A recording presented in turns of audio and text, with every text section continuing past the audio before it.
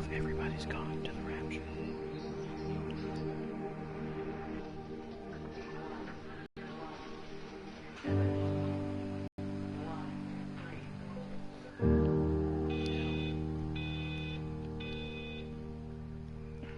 This is the part that always takes the longest, I think. So, first.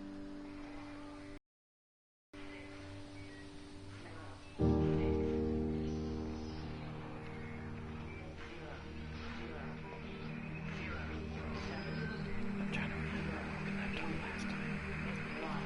I know we've been around that camp. Then we saw Rachel and Charles, or Charlie.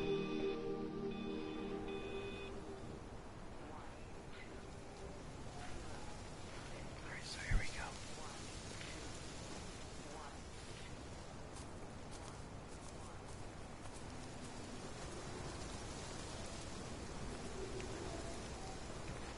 Okay, so this is where we left off last time. I think we're going to continue up this way and around. Hey, Skate.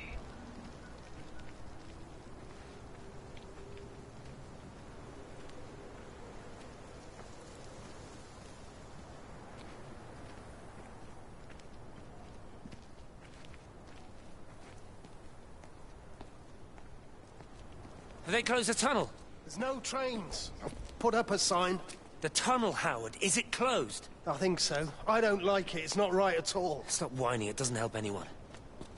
Did you know you're bleeding? Oh, this headache is just killing me. I haven't had a nosebleed like this since I was a kid. But you've not been to the village? No, I've been here the last couple of days, or at home. I've only spoken to Clive at the EMC on the phone. Well, tried to anyway, but with all the crossed lines, it was... But no direct contact with any other people? No, no one. What are you talking about? What's going on? It's the pattern. It's adapted again. It doesn't need direct contact to transfer. It's using the phones. What do you mean, direct contact? Stephen!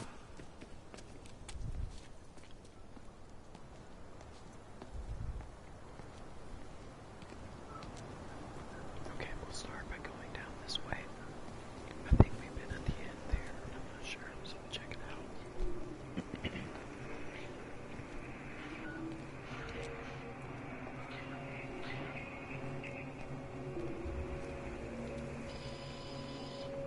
So the information is pretty much still the same since the first episode. We know pretty much the symptoms. There's another one we found on the beach.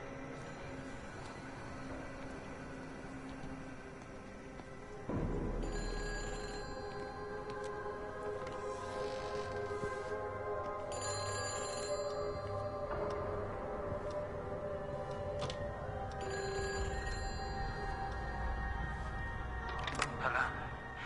Hello, is there anyone there? Can anyone hear me? Clive? Clive, it's Stephen Appleton. Are you there? Can you hear me? Over. Come on, Clive, where are you? Damn it. Kate, it's Stephen. Come in Tower 6. Kate, are you there? Kate? Anyone? Hello? Can anyone hear me? This is Dr. Stephen Appleton broadcasting from within the quarantine zone. Can anybody hear me? Over. Oh, God, no. No. Fucking hell, no!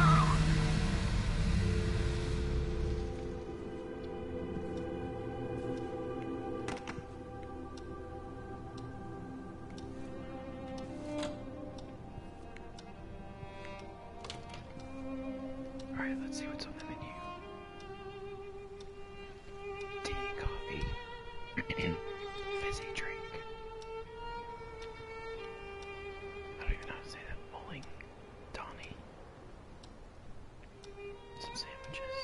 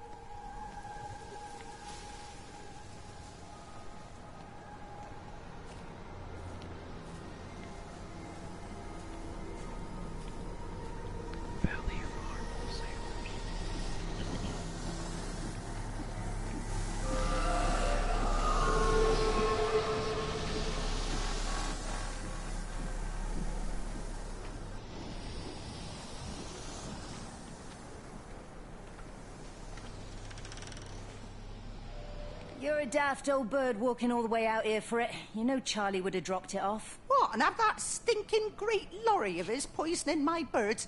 He shouldn't be driving it on these lanes. It's a hazard. I think he was hoping he could have a word with you about Frank.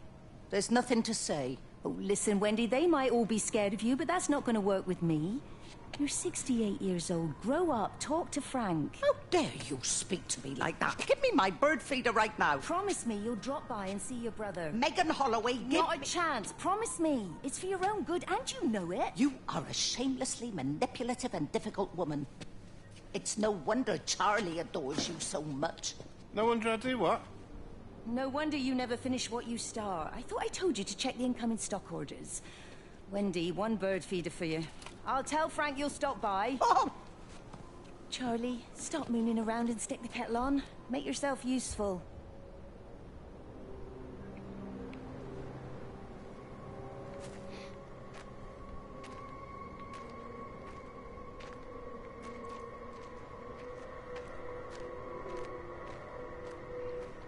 I feel like we should be getting pretty close.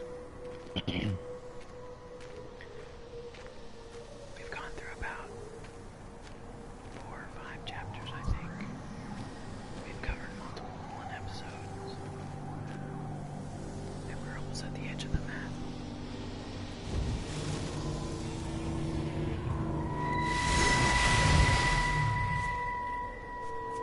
Appleton! What are you doing here? You thieving bastard. I knew it was you. Listen, take everything you need.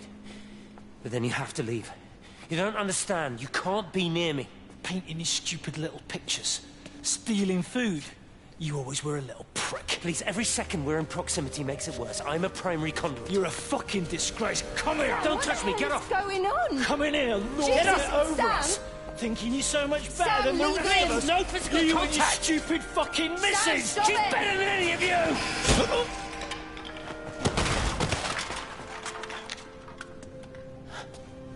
Sam. Sam? Is he... Meg, please. Don't come near me. Meg! Charlie! Meg! Meg, wait! Don't touch me! Meg, please, you have to understand. It was an accident. Get off her! Let go, let's just go. Charlie, you have to understand. It was an accident. Just leave him. Leave him. What have you done, Appleton, you bastard? Come on, Charlie, let's just Meg, get out Charlie, of here. please!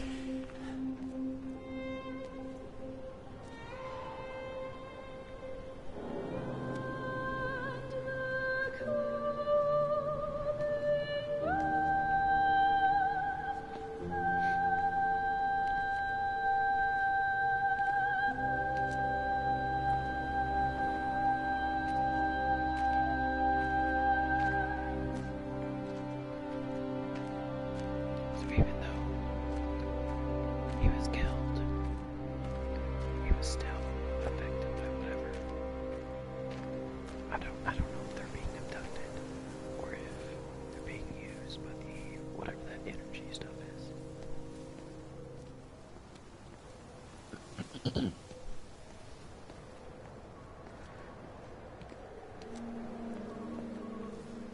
It's probably a house that we can't get into, but we can try.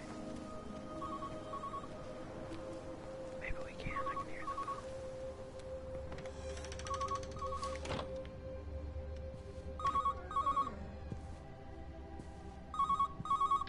Station Master's house, Howard Lantham speaking. Howard, it's Clive. Clive Smith. I need you to listen to me and not ask questions or interrupt. Can you do that? Yeah, I can. But why are you calling? The Emergency Measures Committee is imposing a quarantine around the valley. We've got an influenza outbreak in the village. We're suspending rail services, and we're also going to be shutting down the roads for a bit. You're going to be dealing with some anxious people, Howard, so you need to explain it's all under control, and we'll be back to normal in a few days. All right? Open up the emergency store. There's posters and boards, along with a bunch of stuff that hasn't been used since the war. Grab anything you think might be useful. I need you to close up any unoccupied buildings, put posters up, that sort of thing. Make sure everything is all squared away and shipshape. You are a military man, I'm sure you understand that. Everyone doing their bit, following their orders. All right? All right, I think. Good man. I knew we could count on you. Ah, Jesus, Maze. What the hell was that?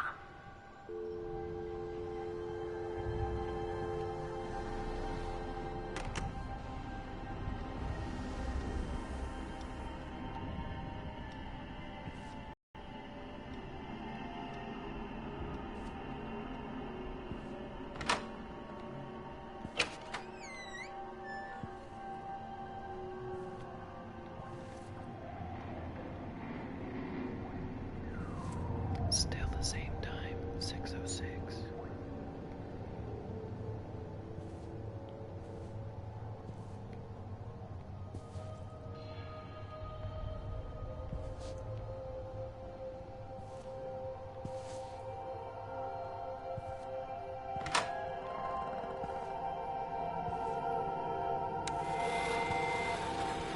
Play with the drink.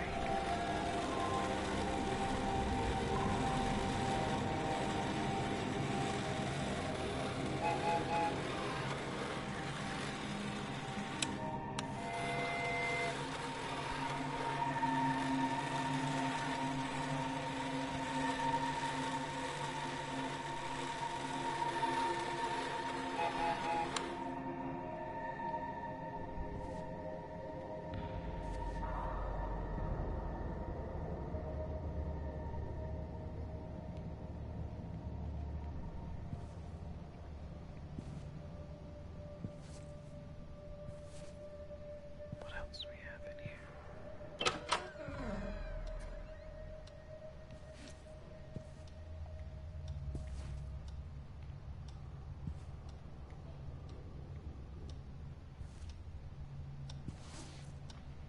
6:07.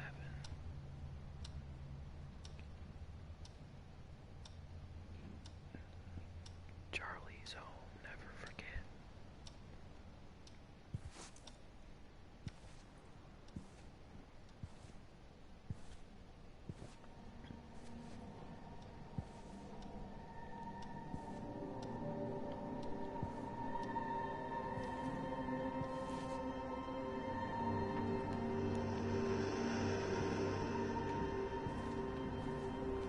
Alright. Is there anything back here? Guess not.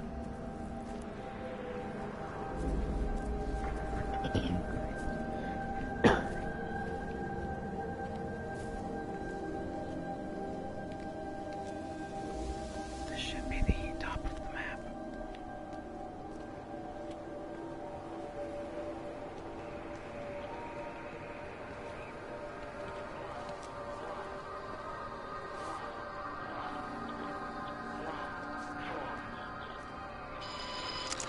Repeating over and over to myself in the dark, eating cold food from a can with my fingers.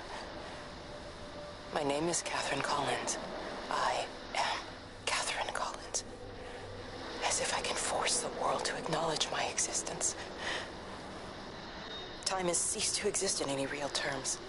I'm reduced to marking out the days on the walls. Like a cave woman.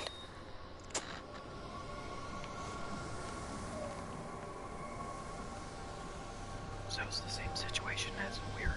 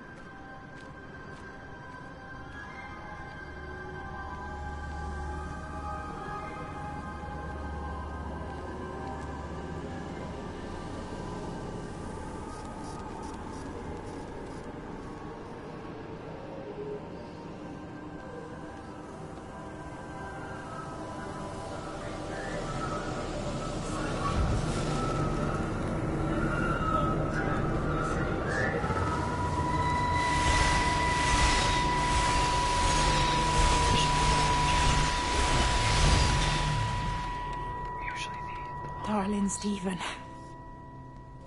I don't know if you'll ever listen to this. Maybe you've decided to stay with Kate, and I can't blame you for that. But I can't wait for you either. I've got to think about the baby. And, well, I should have left a long time ago. I've run out of excuses for not leaving now.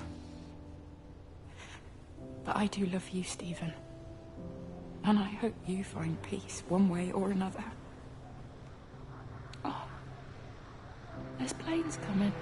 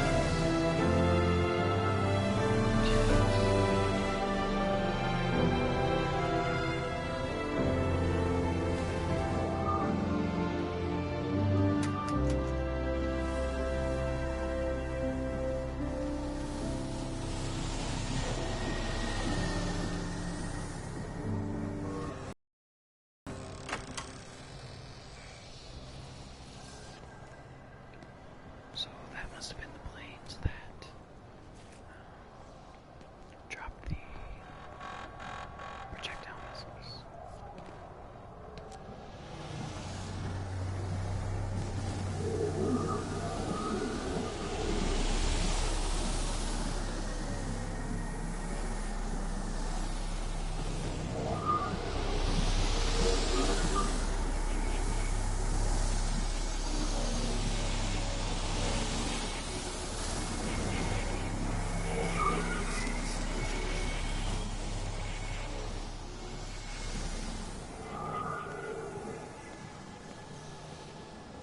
I swear, I just recognize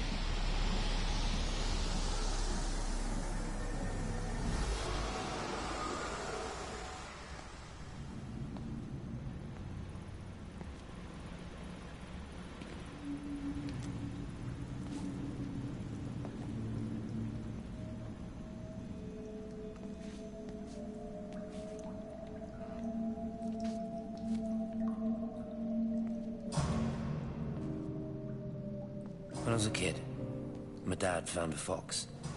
It had been hit by a car and couldn't walk anymore. My mum went spare, of course. Made him keep it in the shed.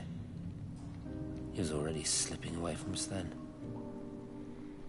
He spent hours with that fox, telling it all about Italy and the villages they bombed there. I was jealous, I think. That the fox got more of my dad than I did. But it was dying, that was clear. So one day, I snuck out, took it a sandwich for food. I was only 8. When it bit me, I remember the anger, the shock, the hurt. Running in, screaming from the garden, my mum panicking about rabies. My dad beat it to death with a spade. Later I found him crying. I'd done it, Ken's son. That's what he said. I'd done it, Ken, it was hurting you. That's just a poor, dumb, dying animal. It doesn't know it's hurting us. Christ help us, it's left the valley. It's everywhere now. It's been 3 hours since the planes went over. I haven't been able to reach anyone on the shortwave. I'm beginning to think I may have made a terrible miscalculation. Hey, mods. I didn't want to interrupt the sequence.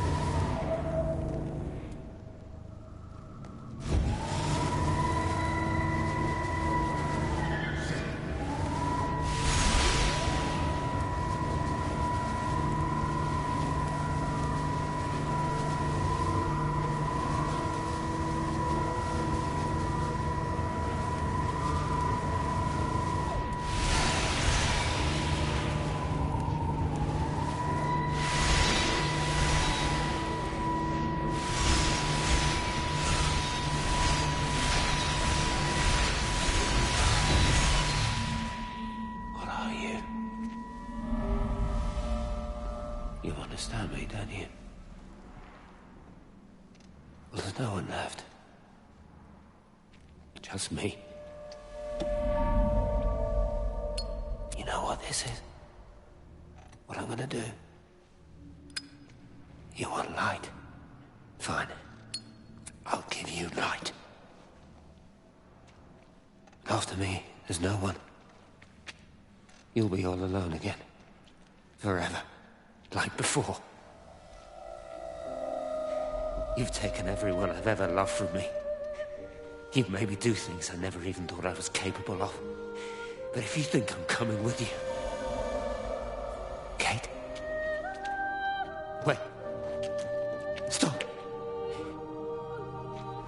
Kate.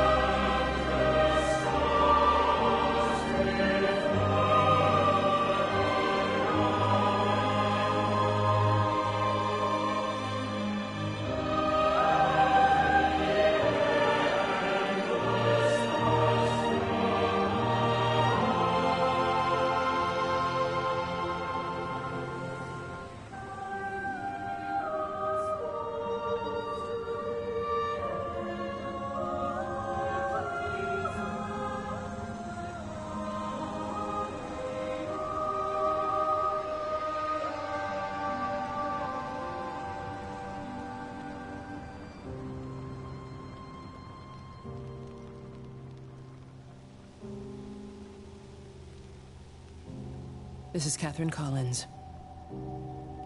I don't know if anyone will ever hear this. It's all over. I'm the only one left.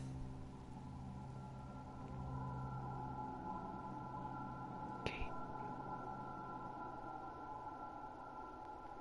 So we're finally at the observatory.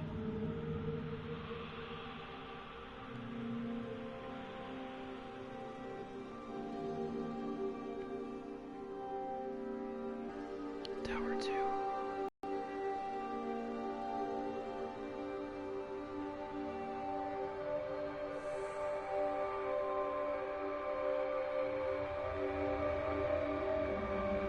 So here's some more predators burning up the symbols.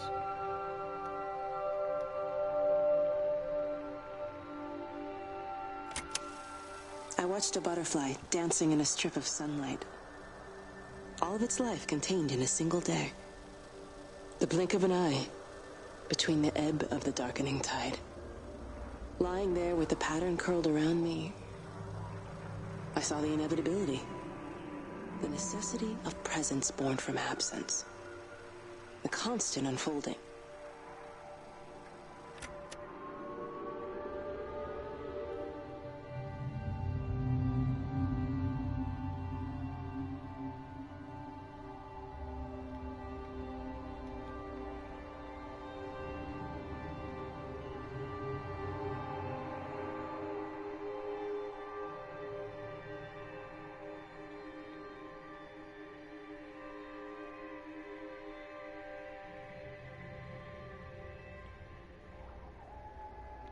Now we're at Tower 1.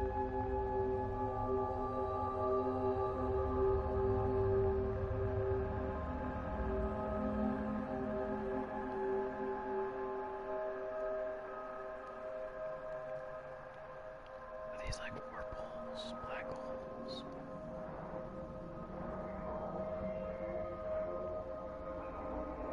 Maybe it's like has to do with time.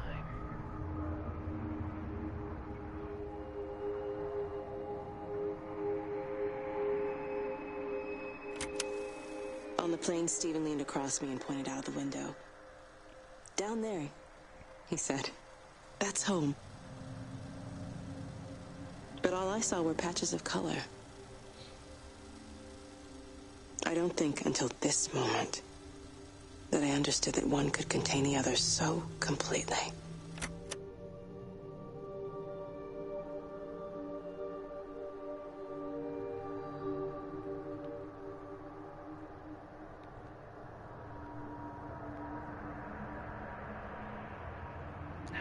earlier she said there was 8, but then she said only 5 were still up. So I'm not sure how many we're gonna go to.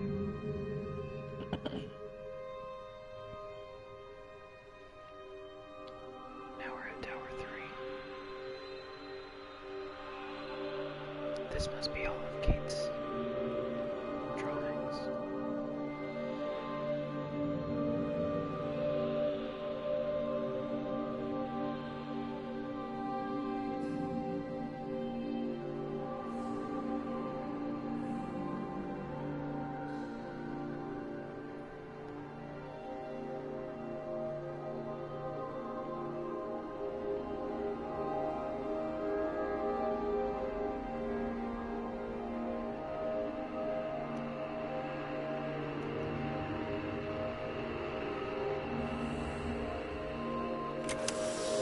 I know it didn't mean to hurt any of them. I try and explain why Lizzie tried to leave with her child and why it was wrong to stop her. I try and explain that much of what it did was wrong. It shows me Stephen and Lizzie together. And I'm happy for them. Frank walks his fields with Mary. Wendy and Edward nest together in the orchards of their love. Jeremy lies at peace with his God at last. All of them are happy because they are together. I understand it better now. It is a collector of time. No butterflies.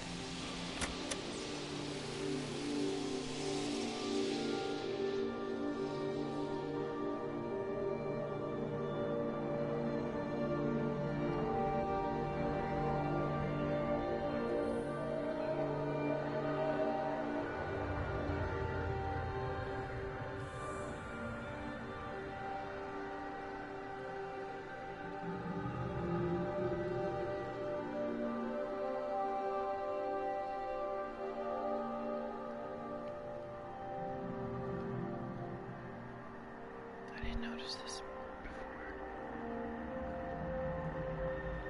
So these are photographs that probably Kate or Stephen have captured of the light.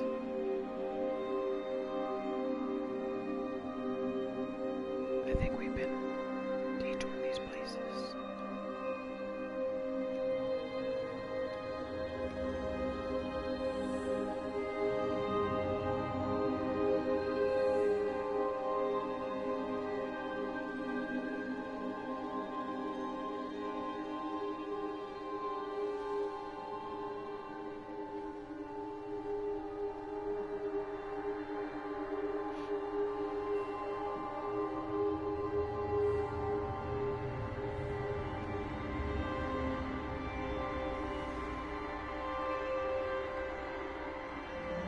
So Kate must feel like she's all by herself.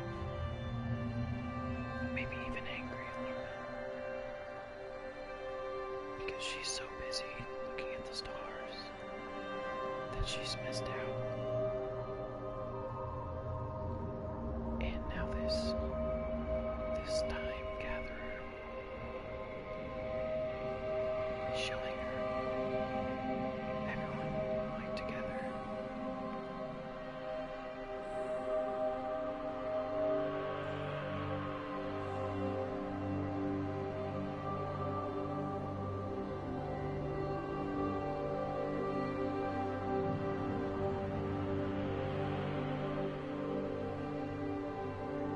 Now we're at Tower 4.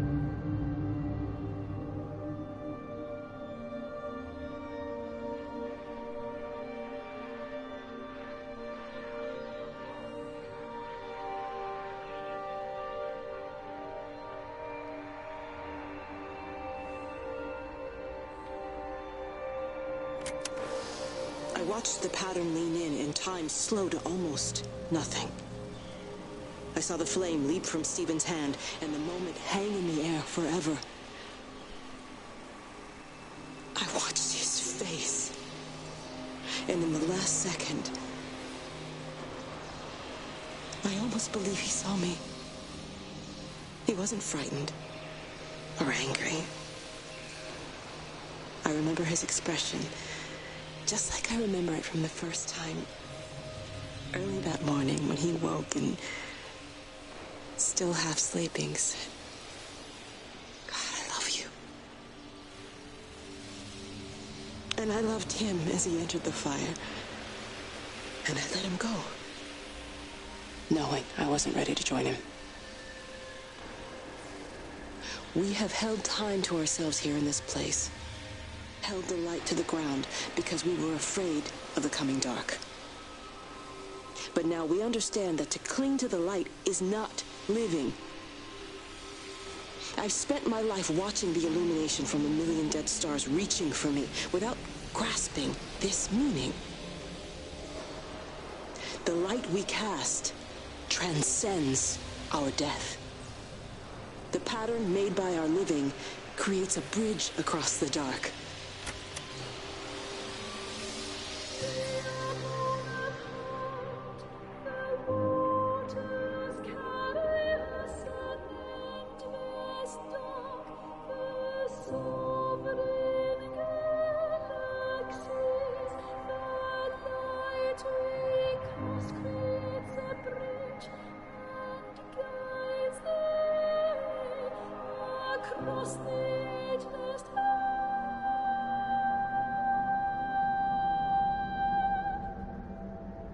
So, you may notice some breaks in the sound or audio, and that's because, just like that girl said a moment ago, it's all copyrighted.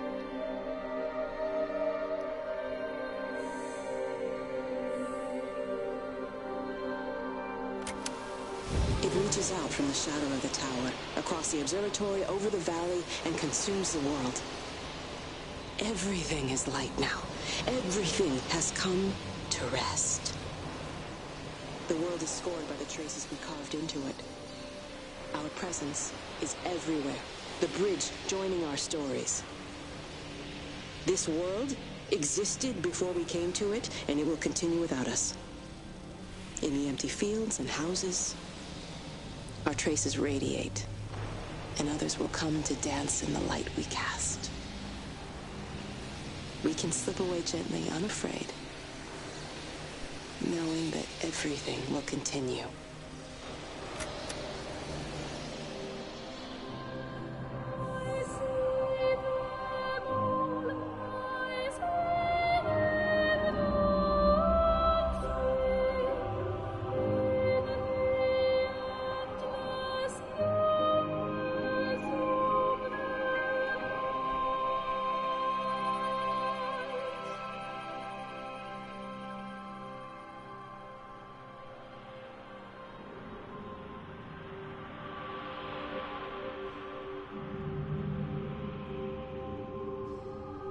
This looks like the last one. This is where the TV screens are always showing.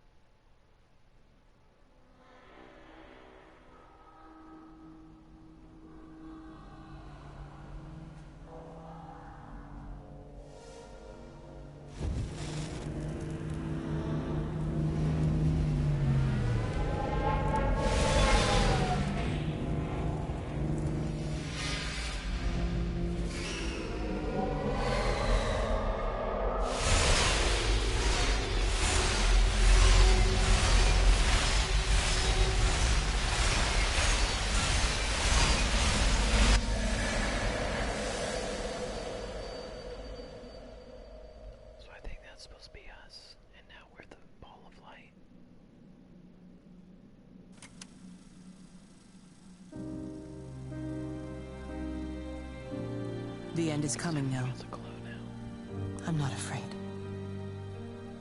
We have each other. We lived apart from them. We understand now our failure to touch, to belong. But it doesn't matter anymore. Everybody is gone, and we will join them.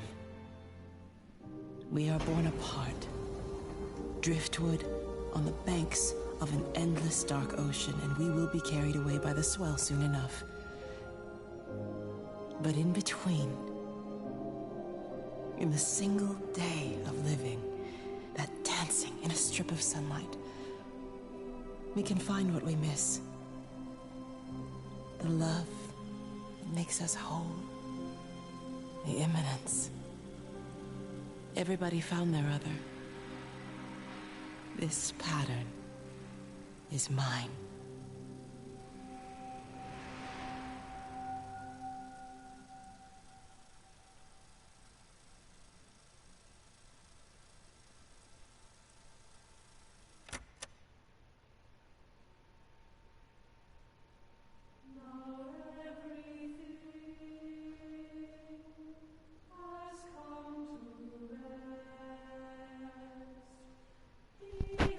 Alright, guys.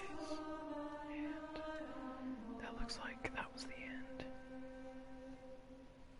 We're going through credits now.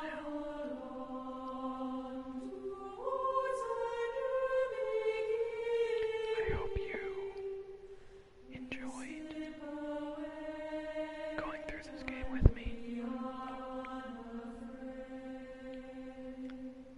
And I hope you found it relaxing, interesting, or just some good background noise.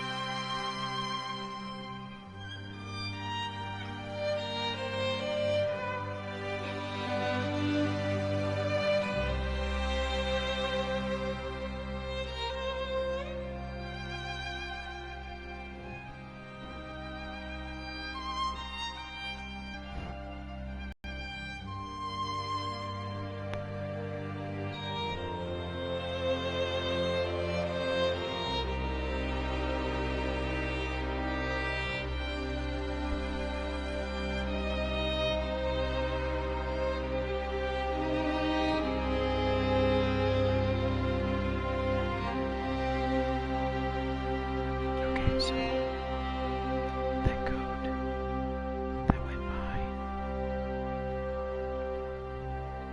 it says, in the wake of a human being's death, what survives is a set of afterglows, some brighter and some dimmer, and the collective brains of those dearest to them. There is, in those who remain, a collective corona that still glows. I hope you guys enjoyed. There's probably a lot of stuff that I did miss, since it's not linear. I found out there is a sprint